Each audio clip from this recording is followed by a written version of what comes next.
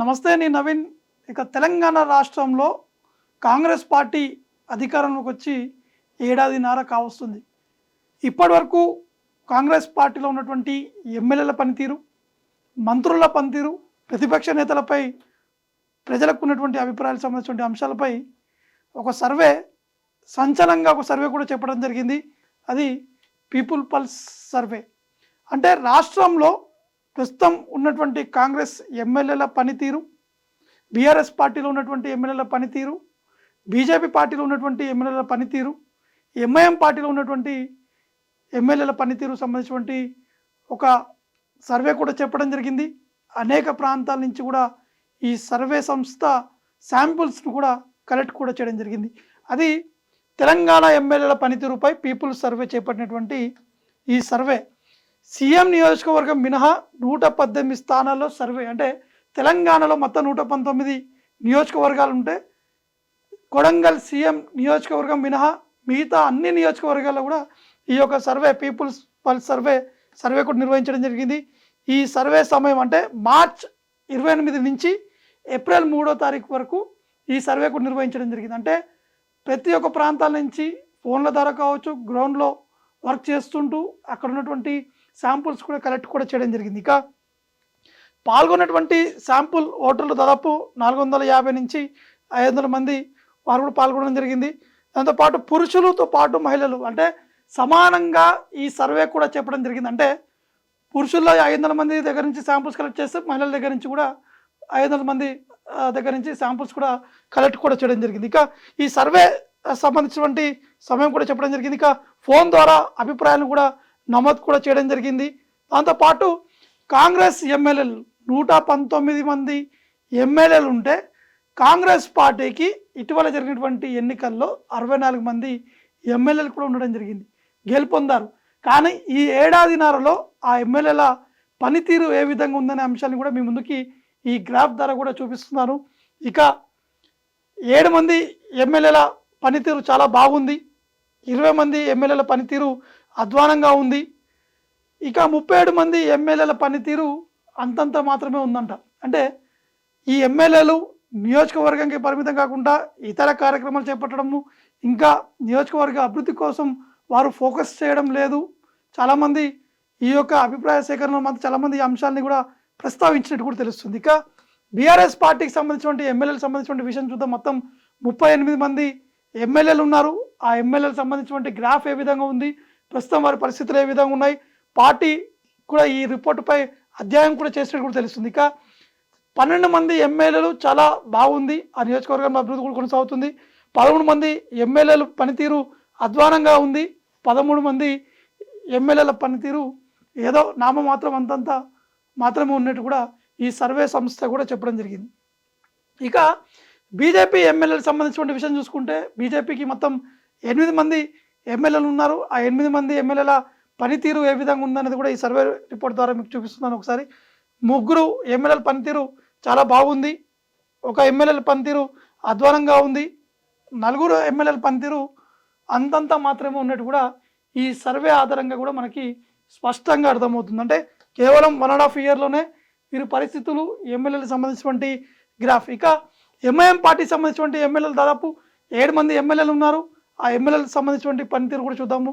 2 ఎమ్మెల్యేల పనితీరు చాలా బాగుంది, 2 ఎమ్మెల్యేల పనితీరు అధ్వానంగా ఉంది, 3 ఎమ్మెల్యేల పనితీరు అంతంత మాత్రమే ఉన్నట్టు కూడా ఈ సర్వే కూడా మనకి చూస్తుంటే స్పష్టంగా అర్థమవుతుంది. ఇక సిపిఐ కేవలం ఉమ్మడి ఖమ్మం జిల్లాలో ఒకే ఒక ఎమ్మెల్యే సిపిఐ పార్టీ నుంచి గెలుపొందారు, కూనంనేని. అతని పనితీరు కూడా అంతంత మాత్రమే ఉన్నట్టు కూడా ఈ సర్వే చేపట్టినటువంటి ఆధారంగా కూడా మనకి స్పష్టంగా అర్థమవుతుంది. ఇక టాప్ 10 ఉన్నటువంటి ఎమ్మెల్యేలకు కూడా సంబంధించినటువంటి ఆ వివరాలు కూడా ఒకసారి చూద్దాము.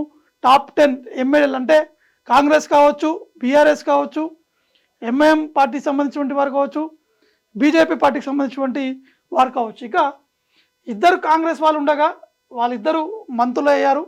బీఆర్ఎస్ నుంచి 5, బీజేపీ నుంచి 2, మజ్లిస్ నుంచి 1. అంటే వీరు టాప్ 10 ప్లేస్లలో కూడా ఉన్నారు. అంటే ఆ డీటెయిల్స్ కూడా మీకు నెక్స్ట్ చూపిస్తాను. మొదటి 2 స్థానాల్లో హరీష్ రావు, కేటీఆర్ 7వ స్థానంలో కేటీఆర్ ఉన్నట్టు కూడా స్పష్టంగా అర్థమవుతుంది. అంటే హరీష్ రావు తర్వాత కేసీఆర్ 7వ స్థానంలో కేటీఆర్ ఉన్నట్టు కూడా ఈ సర్వే కూడా చెప్తుంది. ఇక పూర్తిగా ఓవరాల్గా దీనికి సంబంధించినటువంటి మ్యాప్స్ చూసుకుంటే టాప్ 10లో ఉన్నటువంటి ఎమ్మెల్యేల సంఖ్యలో హరీష్ రావు బీఆర్ఎస్ పార్టీ నుంచి ఫస్ట్ ర్యాంక్లో ఉన్నారు. కేసీఆర్ 2వ ర్యాంక్లో ఉన్నారు. కాంగ్రెస్ పార్టీ నుంచి మంత్రిగా ఉన్నటువంటి శ్రీధర్ బాబు 3వ ర్యాంక్ ఉంది. అక్బరుద్దీన్ ఓవైసీకి 4వ ర్యాంక్. వేముల ప్రశాంత్ రెడ్డి 5వ ర్యాంక్ బీఆర్ఎస్ పార్టీ. ఇక పల్లా రాజేశ్వర రెడ్డి 6వ ర్యాంక్. కేటీఆర్ 7వ ర్యాంక్. పాయల్ శంకర్ బీజేపీ నుంచి 8వ ర్యాంక్. ఇక ఉత్తమ్ కుమార్ రెడ్డి మంత్రిగా ఉన్నారు 9వ ర్యాంక్.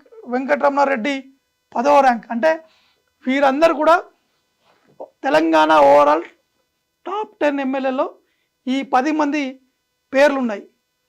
ఇక తెలంగాణలో బీసీ సామాజిక వర్గం చెందినటువంటి టాప్ 5 ఎమ్మెల్యేలకు సంబంధించినటువంటి ఆ లిస్ట్ కూడా ఉంది. ఆ లిస్ట్ కూడా చూద్దాం ఒకసారి. బీజేపీ నుంచి పాయల్ శంకర్ ఫస్ట్ ర్యాంక్లో ఉన్నారు. రాజాసింగ్ 2nd ర్యాంక్లో ఉన్నారు. పొన్నం ప్రభాకర్ 3వ ర్యాంక్. గంగుల కమలాకర్ 4వ ర్యాంక్. తలసాని శ్రీనివాస్ యాదవ్. అంటే వీరందరూ కూడా బీసీ సామాజిక వర్గం నుంచి ఉన్నటువంటి టాప్ 5 ఎమ్మెల్యేలకు సంబంధించినటువంటి లిస్ట్ ఇది. ఇక ఎస్సీ సామాజిక వర్గం సంబంధించినటువంటి ఆ లిస్ట్లో ఉన్నటువంటి ర్యాంక్స్ కూడా చూద్దాము. టాప్ 5 సంబంధించినటువంటి ఎమ్మెల్యేల ర్యాంక్స్. ఇక బట్టే విక్రమార్క డిప్యూటీ సీఎంగా ఉన్నారు.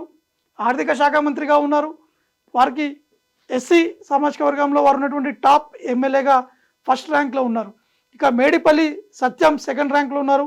అడ్లూరి లక్ష్మణ్ 3వ ర్యాంక్లో ఉన్నారు. చిక్కుడు వంశీకృష్ణ 4వ ర్యాంక్. వేముల వీరేశం నకరికల్ ఎమ్మెల్యే 5వ ర్యాంక్లో ఉన్నారు. ఇక తెలంగాణ ఎస్టీ సామాజిక వర్గంలో ఉన్నటువంటి ఎమ్మెల్యేల సంఖ్య, వారు ఉన్నటువంటి టాప్ ఎమ్మెల్యేలకు సంబంధించినటువంటి ఆ లిస్ట్ కూడా మీకు చూపిస్తున్నాను ఇక్కడ. Seethakka first rank. అంటే మంత్రిగా ఉన్నారు. రాష్ట్ర మంత్రిగా ఉన్నటువంటి సీతక్క ఎస్టీ సామాజిక వర్గం నుంచి ఫస్ట్ ర్యాంక్లో ఉన్నారు. కోరం కనకయ్య 2nd ర్యాంక్లో ఉన్నారు. పాయం వెంకటేశ్వర్లు 3వ ర్యాంక్లో ఉన్నారు. అనిల్ జాదవ్ 4వ ర్యాంక్.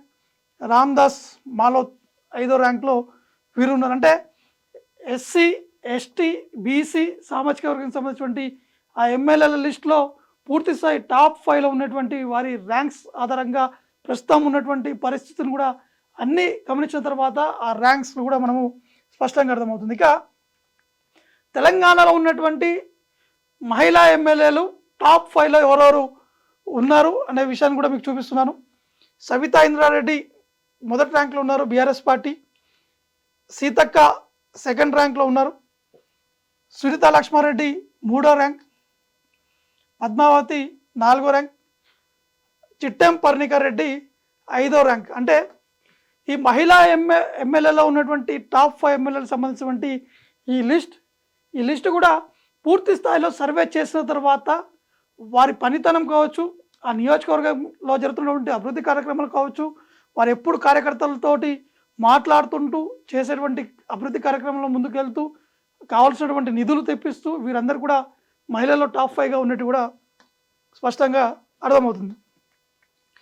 ఇక కాంగ్రెస్ పార్టీ ఎమ్మెల్యేలో ఉన్నటువంటి టాప్ 10 ఎమ్మెల్యేల లిస్టు కూడా మీ ముందుకు పెడుతున్నాను. 1వ ర్యాంక్లో శ్రీధర్ బాబు మంత్రిగా ఉన్నారు. ఉత్తమ్ కుమార్ రెడ్డి మంత్రిగా ఉన్నారు. 2nd ర్యాంక్లో బట్టి విక్రమార్క 3వ ర్యాంక్లో ఉన్నారు. కోమటిరెడ్డి వెంకటరెడ్డి 4వ ర్యాంక్లో ఉన్నారు. సీతక్క 5వ ర్యాంక్లో ఉన్నారు. అంటే మొదటిగా ఈ 5 ర్యాంకులు, ఇంకా మిగతా 5 ఎమ్మెల్యేలకు సంబంధించినటువంటి ఆ లిస్టు కూడా చూపిస్తాను. ఇక విజయ రమణారావు 6వ ర్యాంక్లో ఉన్నారు. పొన్నం ప్రభాకర్ 7వ ర్యాంక్. తుమ్మల నాగేశ్వరరావు 8వ ర్యాంక్.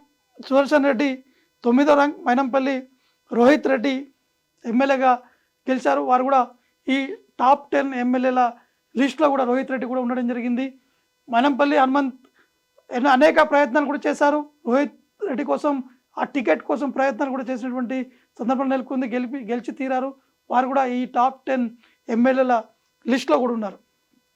ఇంకా బీఆర్ఎస్ పార్టీ సంబంధించినటువంటి 10 మంది టాప్ ఎమ్మెల్యేలు ఎవరు ఉన్నారు అనేది ఈ లిస్టు ద్వారా కూడా మీకు చూపిస్తాను. హరీష్ రావు ఫస్ట్ ఉన్నారు. కేసీఆర్ 2nd ఉన్నారు. వేముల ప్రశాంత్ రెడ్డి 3వ ర్యాంక్. పల్లా రాజేశ్వర రెడ్డి 4వ ర్యాంక్. కేటీఆర్ 5వ ర్యాంక్లో ఉన్నట్టు కూడా మనకి ఈ సర్వే సంస్థ ఇచ్చినటువంటి సర్వే ఆధారంగా మనకి స్పష్టంగా అర్థమవుతుంది. ఇక కల్వకుంట్ల సంజయ్, సవితా ఇంద్రారెడ్డి, మాధవరం కృష్ణారావు, సుధీర్ రెడ్డి, సునీత లక్ష్మారెడ్డి అనేది వీరు మొత్తం టాప్ 10 బీఆర్ఎస్ పార్టీ ఎమ్మెల్యేలలో ఈ 10 మంది ఎమ్మెల్యేలు టాప్ ప్లేస్లో ఉన్నట్టు కూడా మనకి స్పష్టంగా అర్థమవుతుంది. ఇక పార్టీకి సంబంధించినటువంటి పనితీరు కావచ్చు, ఇతర కార్యక్రమాలకు సంబంధించినటువంటి పనితీరు కావచ్చు, ఇప్పుడు ఈ పీపుల్ పల్స్ సర్వే చేపట్టినటువంటి ఈ సర్వే రాష్ట్ర ప్రభుత్వానికి ఒక వణుకు పుట్టేటువంటి విధంగా ఈ యొక్క ఫలితాలు కూడా వాళ్ళకి అర్థమవుతుంది. అంటే కేవలం ఏడాదిన్నరలోనే ఈ విధంగా సర్వే ఉంటే వచ్చే ఎన్నికల్లో ఏ విధంగా ముందుకు వెళ్ళాలి, ఈ ఎమ్మెల్యేల పనితీరుపై ఇప్పటికే రేవంత్ రెడ్డి మళ్ళీ తన అఫీషియల్ టీమ్స్ తోటి కూడా మళ్ళీ సర్వే కూడా చేపడుతున్నట్టు కూడా తెలుస్తుంది. అంటే ఎవరు తమ నియోజకవర్గాల్లో ఉంటున్నారు, ఎవరు నియోజకవర్గ ప్రజల కోసం అండగా ఉంటున్నారు, కేవలం హైదరాబాద్ బేస్గానే ఎంతమంది ఎమ్మెల్యేలు ఉంటున్నారు, వారి నియోజకవర్గాలు ఎంతమంది ఎమ్మెల్యేలు నియోజకవర్గాల్లో పర్యటిస్తున్నారు, గ్రౌండ్ లెవెల్ నుంచి పర్యటన చేపడుతున్నారు అనేది కూడా మరొక రిపోర్ట్ కూడా ఈ మంత్ ఎండింగ్ లోపే ఆ రిపోర్ట్ కూడా తెప్పించుకునేటువంటి అవకాశాలు ఉన్నట్టు కూడా తెలుస్తున్నాయి. ముఖ్యంగా తెలంగాణలో కాంగ్రెస్ పార్టీ అధికారంలోకి రాకముందు అనేక హామీలు కూడా ఇచ్చారు. 6 గ్యారెంటీలకు సంబంధించినటువంటి స్కీమ్ కూడా తీసుకొచ్చారు. ఉచిత బస్సు సంబంధించినటువంటి విషయము, రైతులకు సంబంధించినటువంటి విషయము, అవన్నీ కూడా తెలంగాణ ప్రజలకి అర్థమయ్యేటువంటి విధంగా ఎంతమంది ఎమ్మెల్యేలు వారికి ఈ సమాచారం పంపిస్తున్నారనే విధంగా కూడా ఈ యొక్క సీఎం రేవంత్ రెడ్డి ఈ సర్వే కూడా తెప్పించుకుంటున్నట్టు కూడా తెలుస్తుంది. కాబట్టి వీరికి సంబంధించినటువంటి ప్రోగ్రెస్ ఈ మంత్ ఎండింగ్ వరకు వచ్చేటువంటి అవకాశాలు ఉన్నాయి.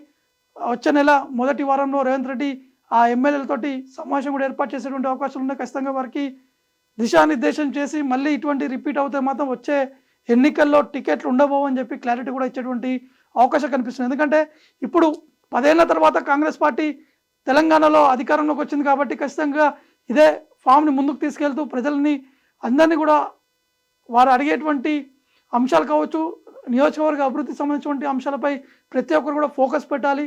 ఖచ్చితంగా ఏదున్నా కూడా తమ సీఎంఓ కార్యాలయానికి సమాచారం ఇవ్వాలని చెప్పేసి ఇప్పటికీ రేవంత్ రెడ్డి అనేక మంది కాంగ్రెస్ పార్టీ ఎమ్మెల్యేలు కూడా చెప్పడం జరిగింది.